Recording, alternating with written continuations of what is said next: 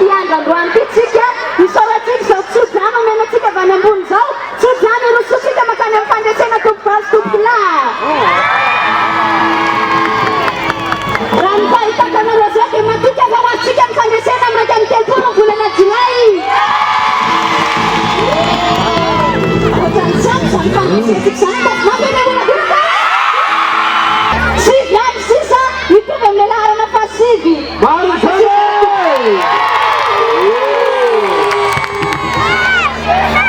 zao a tamty marainay tsia dia nitety anytany amin'ny fokotanitany nitany atsara omena na nitany andraisory nitany ambomirary niteto ambady karanana sy nitany ambadika rehetra tany dia zao fantatra mbola oponareo a fantatra fatadidinareo a satria folo taona laniko teto amty ambomirary teto vavy tompola niara-nipetraka taminareo teto ampifan'olo bodiririna taminareo teto nizara manta sy masaka niaraka taminareo teto mankasitraka indrindra mbola mitsena ny hafanana amin'izao atoany zao fa zao tany amin'ny taona 2000 tany any mipetraka teo ambomirary teo akaiky ny eglizy katolika ilazako anareo tena avako ianareo atao anatin'ny foky ianareo mpifan'olo bodiririna amiko ianareo fa tamin'izany a nefa ratsy ohatran'ny olo lalakely tany anatin'ny elakely hatramitany hatramin'izao mbola ratsy ihany ity a lalatiana rakotondrazazy irao a anamboatra lalakely nareo tovavy tompola sy ny lalakelynareo ihany fa ny lalakely tsy zay akoatran'izay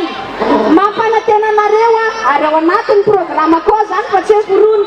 ao anatin'ny roa volana monja ao arenan'ny fiakaratsika ho fitantanana amin'ny tanàna tsy maintsy madiotsika ny tanàna tovovavy tompola zany madio zany dia afaka ny faty zany madio zany dia afaka ny kofona maimbo zany madio zany a aoditsika ho angovo izay resaka faty izay a ampandrosoana ny tanàna tovovavy tompola manoloka mangatsika ndra ativorakoraka tena rehefa ohatrany teko tany amin'ny toerana nalehanay tany a nandeha zay tamin'ny boriboritany voalohany nandeha tamin'ny boriboritany faharoa nandeha omaly tamin'ny boriboritany fahatelo fa teto aminareo teto ambomirary sy ny boriboritany fadimy nafana indrindra mankasitraka indrindra tovovavy tompola ohatra mitady sy hafana tsarako averenjara le onakoraka orakora-pandreseny laharana fasivy sahady zay zao ny tiako resana anareo tamin'izany teto toerana tany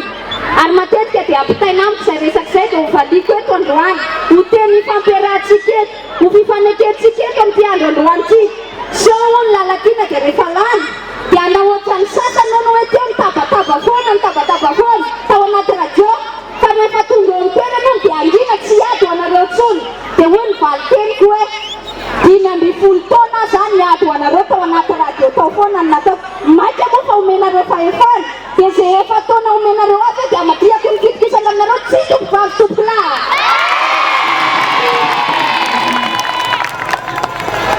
tsy amadika ny kitikisanareo izay apetrakareo amiko amin'ny faraiky amin'ny telopolo ny volana jolay a ity a eto teny fanaovana anetsika teny fanekena araka ny nambarako teo tsy zalalatiny zao satria efa toetraka hatramin'ny mbola kely mbola nahazaza tsy tia n'izany zavatra miolokoloka zany tsy tia zavatra mibilabily tsy tia kolikoly tsy tia tsy mariny tsy tia tsy rariny mbola toiza amin'izany aby zany miaraka aminareo tovovavy tompola rehefa tonga amin'izany toerana mahabery tanàna izany a